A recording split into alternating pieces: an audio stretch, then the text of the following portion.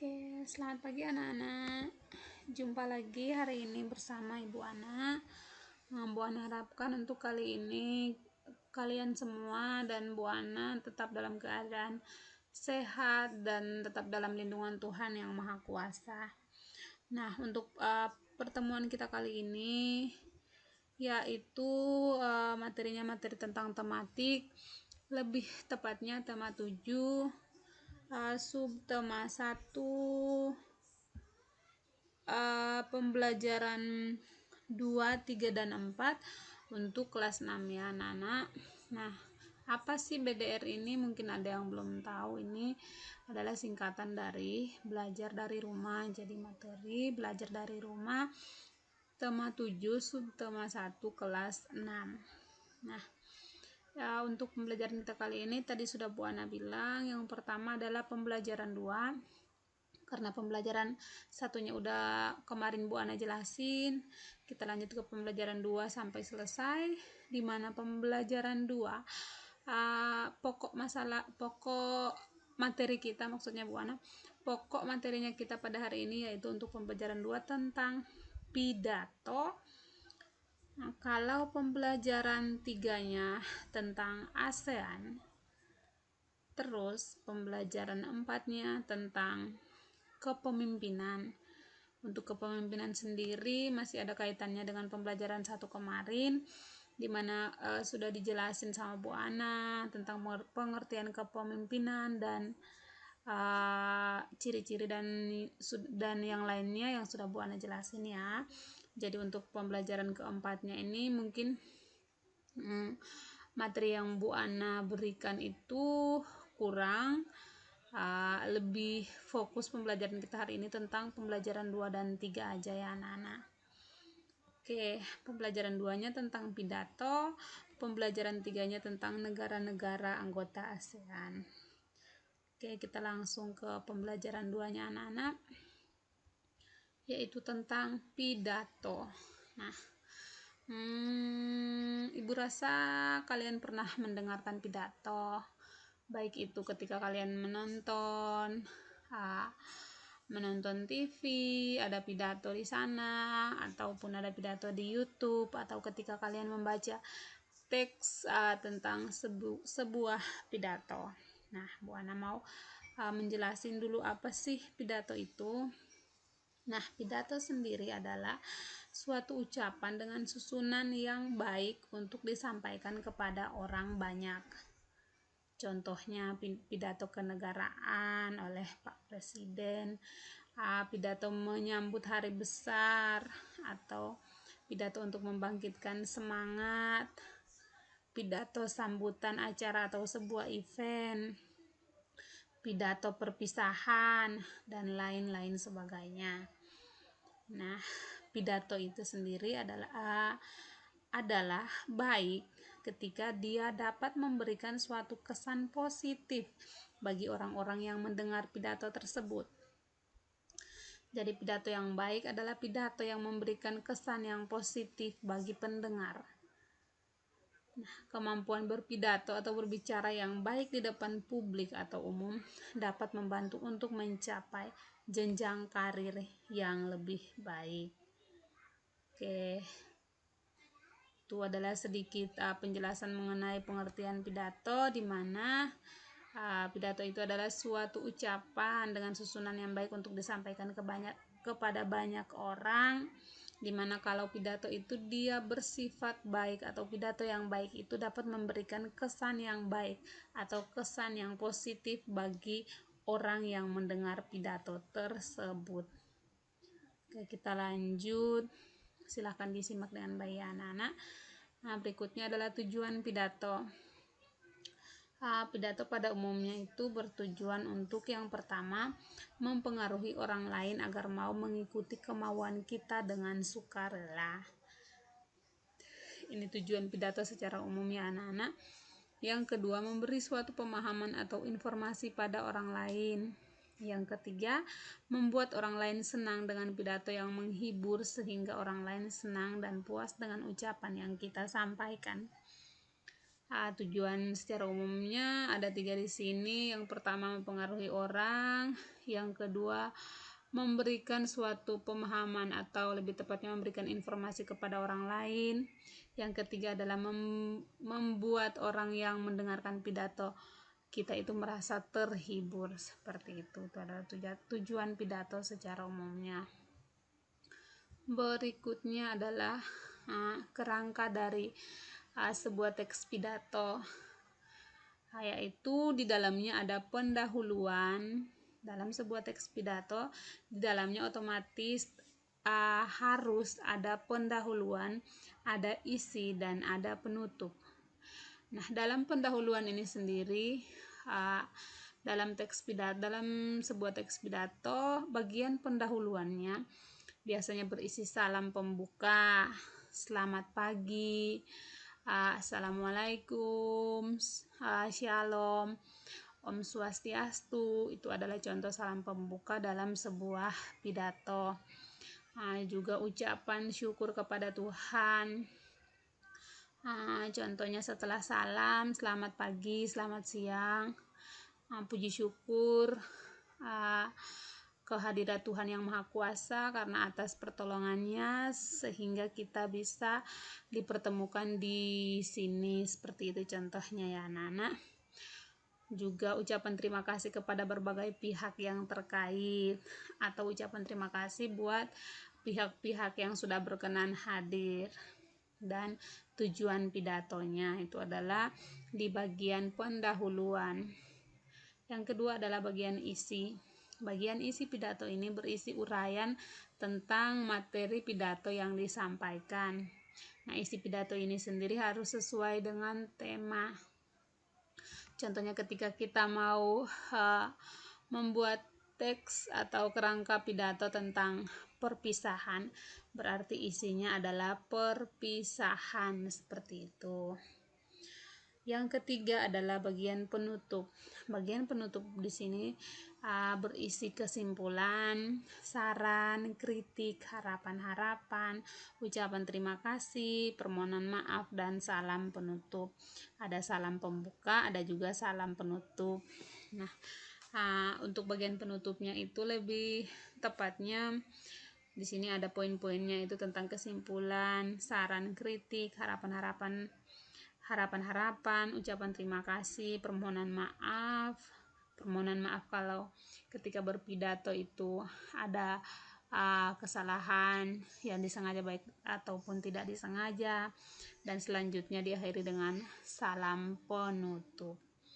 Itu adalah contoh kerangka pidato.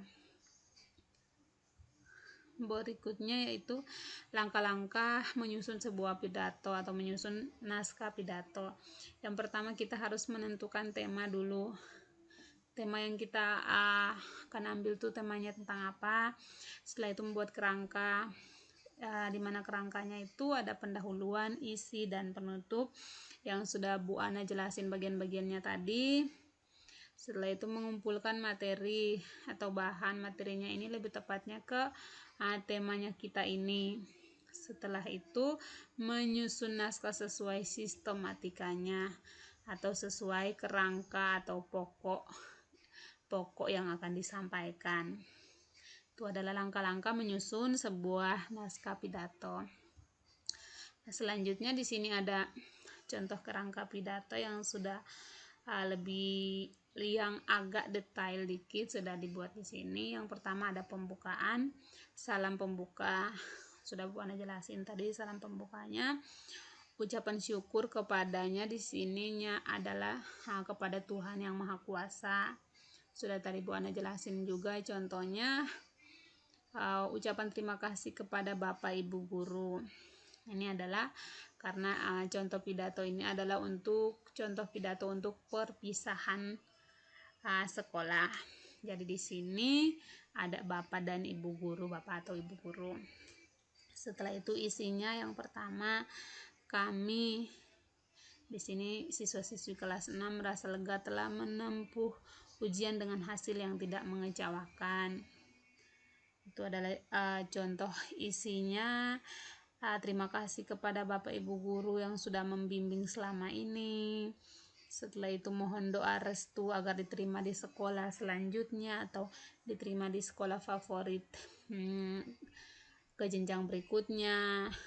Terus pesan kepada adik-adik kelas apa yang dipesanin, rajin belajar, taat dan hormatilah pada guru juga orang tua, seperti itu contohnya ya anak-anak. Berikutnya ada permohonan maaf kepada bapak atau ibu guru atas kekhilafan selama belajar di sekolah. Jika ada yang salah kami minta maaf, itu seperti itu. Terus dan terakhirnya akan terus mengenang jasa bapak ibu guru. Itu contoh kerangka pidato bagian isinya. Yang bagian penutupnya adalah permohonan maaf jika ada kesalahan dalam bertutur kata selama berpidato. Yang kedua harapan dan himbauan. Yang ketiga adalah salam penutup. Itu contoh kerangka pidato untuk pidato perpisahan sekolah ya. Bu Ana harapkan kalian mengikutinya dengan baik. Fokus pembelajaran kita untuk pembelajaran 2 kali ini yaitu tentang pidato. Setelah kalian menyimak penjelasan yang sudah Bu Ana jelasin, di sini Bu Ana kasih tugas. Yang pertama jelaskan pengertian pidato, yang kedua tuliskan 3 tujuan pidato, yang ketiga sebutkan dan jelaskan 3 kerangka pidato, yang keempat silahkan kalian baca teks pidato dalam buku siswa tema 7 halaman 15 sampai 16. Kemudian identifikasi info-info berikut. Jadi teks pidatonya di dalam buku siswa tema 7 halaman 15 sampai 16. Setelah itu jawablah pertanyaan ini. Pembicara dalam pidato dalam buku siswa tema 7 halaman 15 sampai 16 itu siapa pembicaranya? Terus pendengarnya siapa? Terus tempatnya di mana? Terus suasana saat disampaikan atau dibacakannya pidato yang terdapat dalam buku siswa tema 7 halaman 15 sampai 16 itu suasananya seperti apa? Dan juga poin-poin penting dalam isi pidato. Ini ya di dalam isi pidato, bukan pendahuluan, bukan penutup, tetapi poin-poin penting yang ditanyakan di sini adalah di dalam isi pidato. Silahkan kalian identifikasi dalam teks yang ada di halaman 15 sampai 16 buku siswa tema 7. Untuk tugas ini akan Ibu buatkan juga di Google Form untuk setiap pembelajaran masing-masing tugas ya, biar pembelajaran 2 nilainya 1, pembelajaran 3 nilainya 1, seperti itu. Jadi dia enggak digabungin. Ini akan Ibu buatkan juga di Google Form. Tetapi ketika sebelum kalian masuk ke aplikasi Google Classroom maksudnya Bu Ana ya, Google Classroom tersebut kalian sudah menyimak penjelasan Bu Ana, silahkan dicatat dulu soal ini. Jangan lupa isiin tugas pembelajaran 2-nya, isiin nama, kelas, hari tanggal, dan mata pelajaran. Setelah itu tuliskan soalnya dari nomor 1 sampai nomor 4 sampai di sini. Setelah itu baru dijawab. Oke. Ini adalah tugas pembelajaran 2. Kita lanjut ke materi pembelajaran 3. Pembelajaran 3 fokus pembelajarannya kita yaitu tentang ASEAN atau negara-negara ASEAN. Sebelum kita masuk ke negara-negara ASEAN, kita akan bahas dulu tentang sejarah terbentuknya ASEAN. Latar belakang berdirinya ASEAN atau Association of Southeast Asian Nation itu adalah merupakan organisasi negara-negara di Asia Tenggara yang tidak membedakan sistem politik dan ideologi. Ide dasar dalam pembentukan ASEAN adalah kerjasama ekonomi, sosial, dan budaya. Namun dalam perkembangannya, organisasi ini bertekad untuk menjamin stabilitas dan keamanan tanpa campur tangan bangsa asing. Oke, itu adalah latar belakang terbentuknya ASEAN. Di sini juga selain itu Ada juga persamaan-persamaan yang menyebabkan organisasi ini terbentuk, yaitu yang pertama persamaan letak geografis di kawasan Asia Tenggara, persamaan budaya, persamaan nasib dan sejarah, yaitu sama-sama sebagai negara bekas dijajah oleh bangsa asing, persamaan kepentingan untuk menjalin hubungan dan kerjasama di bidang ekonomi, sosial, dan budaya.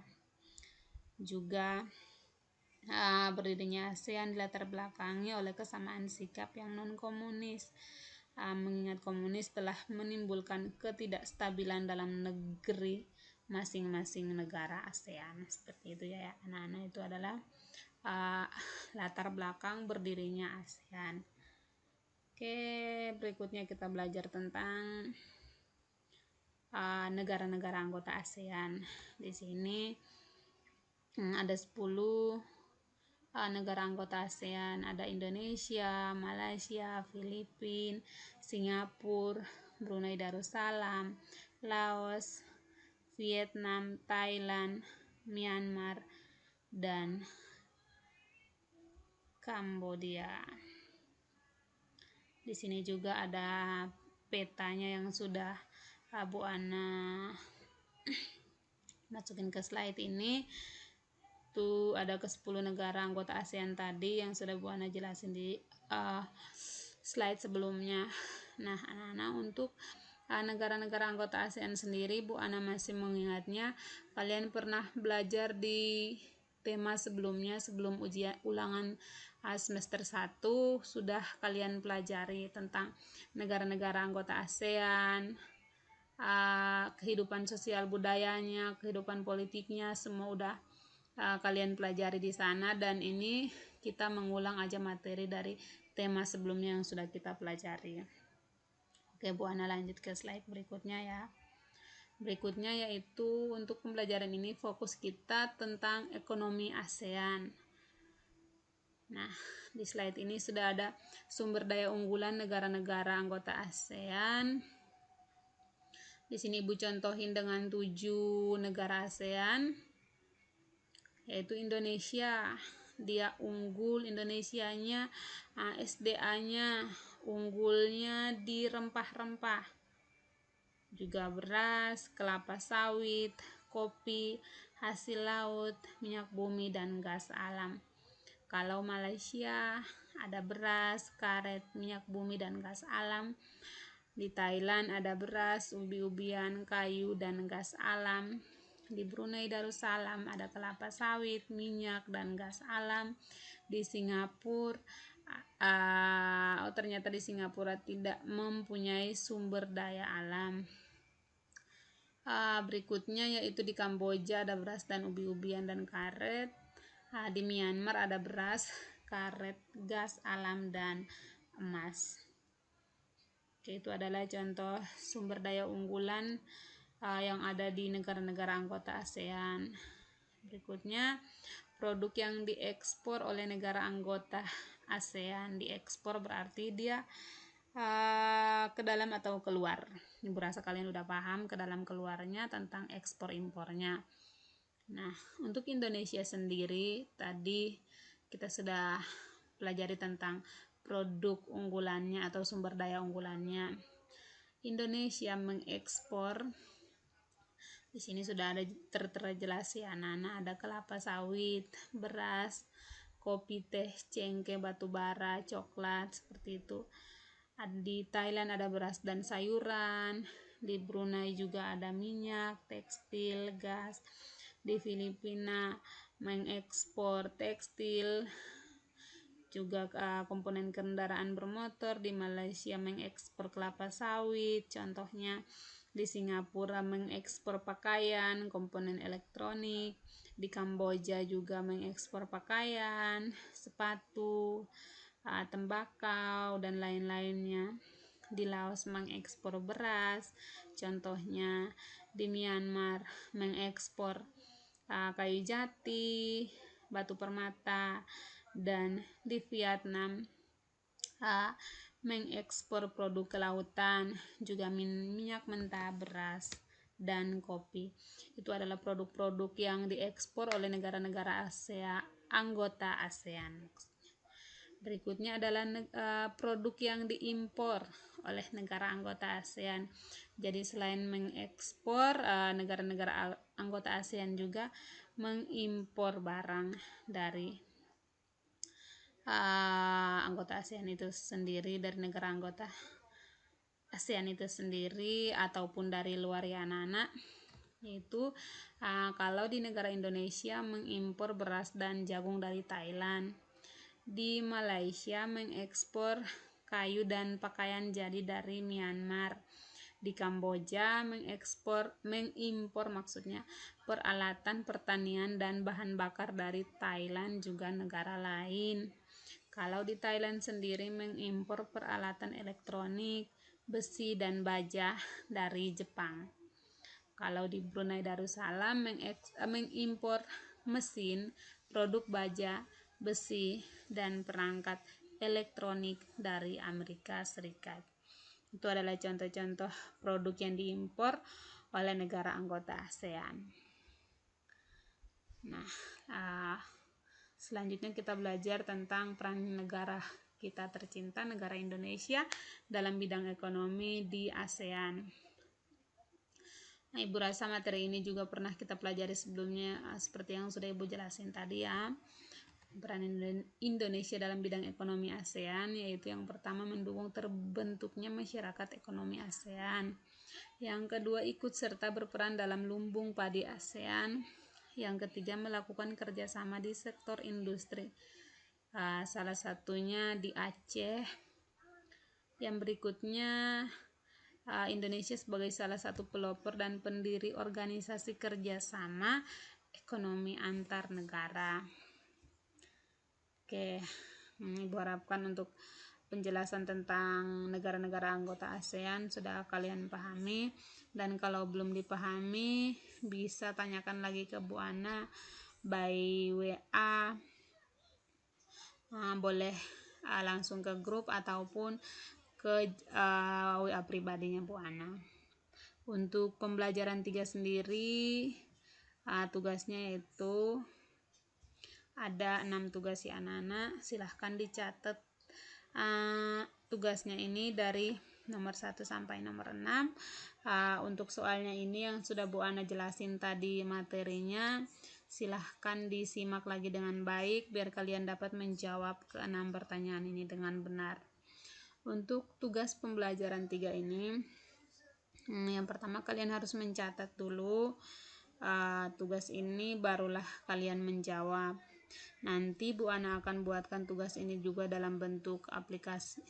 Ibu masukin maksudnya ke dalam Google Classroom-nya kita. Tetapi berbeda antara tugas pembelajaran 2 dan tugas pembelajaran 3. Jadi nanti kalian akan mengirimkannya juga per pembelajaran. Jadi enggak digabung ya anak-anak. Itu adalah tugas pembelajaran 3. Silahkan dicatat. Nah, Bu Ana lanjut ke pembelajaran 4. Pembelajaran 4 ini materinya lebih tepat ke kepemimpinan, dimana untuk kepemimpinan sendiri Bu Ana sudah ngejelasin tugas materinya di pembelajaran 1 kemarin. Silahkan diingat kembali atau silahkan menyimak video pembelajarannya Bu Ana kembali untuk kalian dapat menjawab tugas ini. Dimana tugas untuk pembelajaran 4, kalian diminta untuk membaca teks tentang Pak Abdi. Teksnya dalam buku siswa tema 7. Mohon maaf halamannya lupa Ibu cantumin, nanti Ibu buatkan dalam Google Classroom biar lebih jelas. Setelah itu jawablah pertanyaan berikut. Intinya teksnya tentang Pak Abdi ya anak-anak. Soalnya setelah kalian baca teks tentang Pak Abdi, ini ada 4 soal. Oke, yaitu nilai-nilai kepemimpinan apakah yang dimiliki Pak Abdi. Jadi soal-soal keempat soal ini berdasarkan teks tentang Pak Abdi. Silahkan kalian catat dulu tugas ini, teksnya nggak usah dicatat, yang di sini aja dicatat. Setelah dicatat, dibaca teksnya, teks tentang Pak Abdi, barulah kemudian kalian menjawab.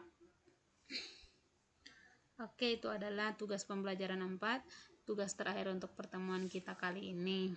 Jika ada yang mau ditanyain, boleh bertanya by WA di grup ataupun di WA pribadinya Bu Ana. Oke, itu aja dari Bu Ana untuk pertemuan kali ini. Terima kasih sudah menyimak videonya Bu Ana. Mohon maaf kalau ketika menjelaskan Bu Ana ada kesalahan. Selamat mengerjakan tugas anak-anak. Sampai jumpa di pembelajaran berikutnya. Salam sehat untuk kita semua. God bless us.